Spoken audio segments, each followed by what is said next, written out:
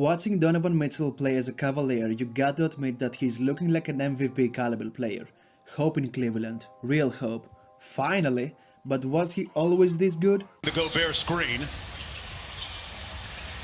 Driving, Mitchell, finishing! 45! Donovan Mitchell downhill, stopped on a dime. No change for Murray. Mitchell for the tie. And we're knotted at 1:15. Game for Jamal Murray. Mitchell with a little get back. Got it. Ever since he came into the league, we knew that Donovan Mitchell can score, and that 57-point explosion in the bubble was the pinnacle of Mitchell's scoring abilities.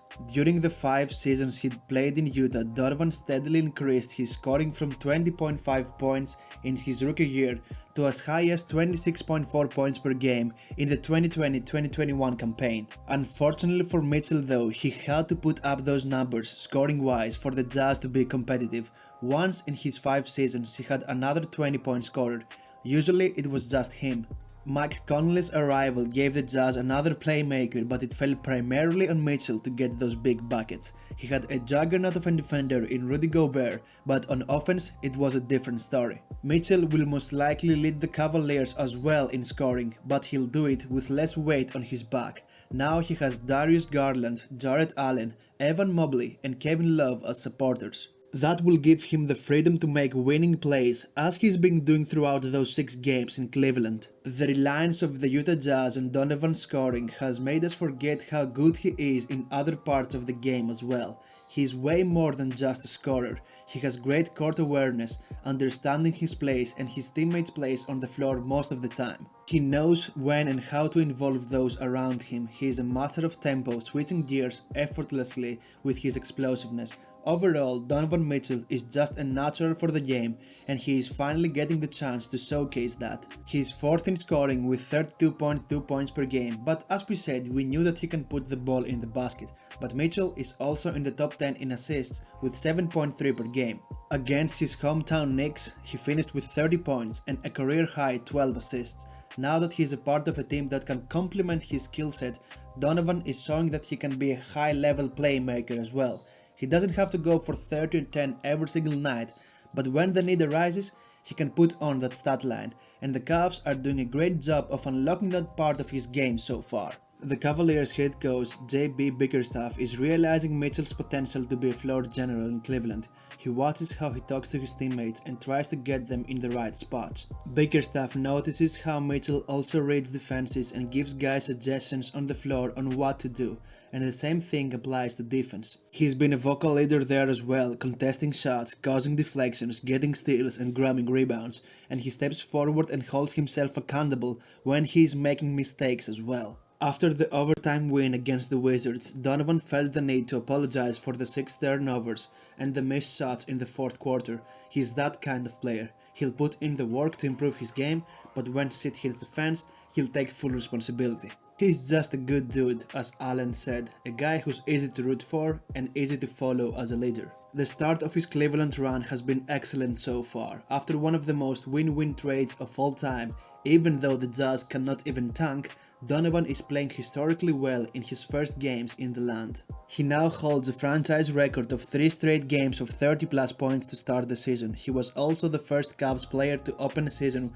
with back-to-back games of 30 plus points, and his 100 total points throughout the first 3 games are the most ever by a Cavs player through the first 3 games of a season. Impressive, right? But if you ask him, he thinks he was always this good, that he always had that inside him. As much as I try to stay off Twitter, I feel like that's the one thing everybody tags me on Twitter and asks the same question.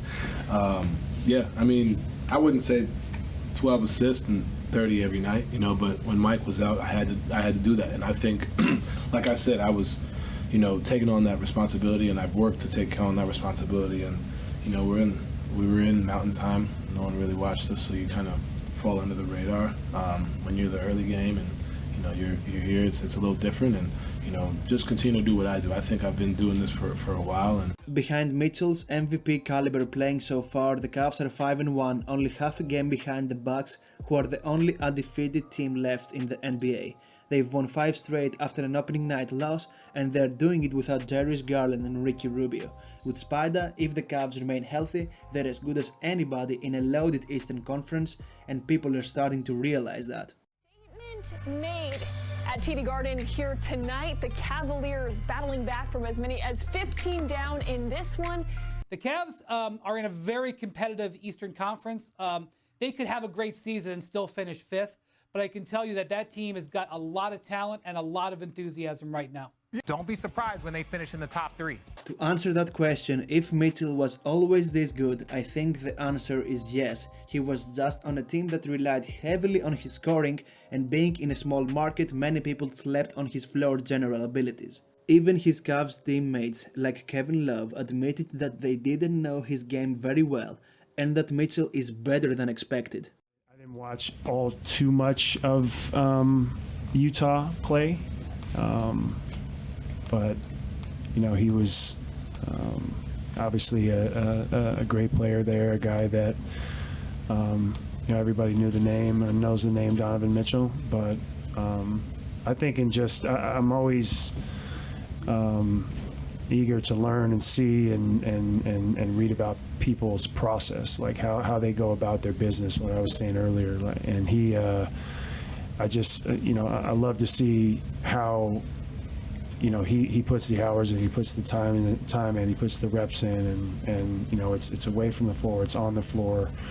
And I think that makes him a very well-rounded player, and I think it is part of it being a fresh start for him that he wants to prove himself in a different way and show that he can win and win big. And I think with our personalities and just the type of team and coaching staff and organization that we have here, he fits in and blends in perfectly with us. So he gets to be, you know, 100% unapologetically Donovan Mitchell, and that's who we want him to be.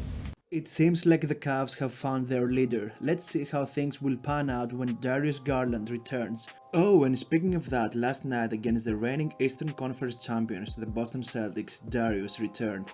The Cavs duo fell into the my turn, your turn trap briefly, but they snapped out of it. And most importantly, they understand that this is a danger for the team's offense and overall chemistry. With that being said, man, the Cavs have a serious backcourt duo. They both can create their own shot, play make, and take over in the clutch. Hold your horses, Cavs fans, but things looked good in the first full game with those two together. The Cavs have now beaten the Celtics twice, and they are rapidly emerging as title contenders. Let's see how the rest of the season will unfold. For now, things are looking good in Cleveland.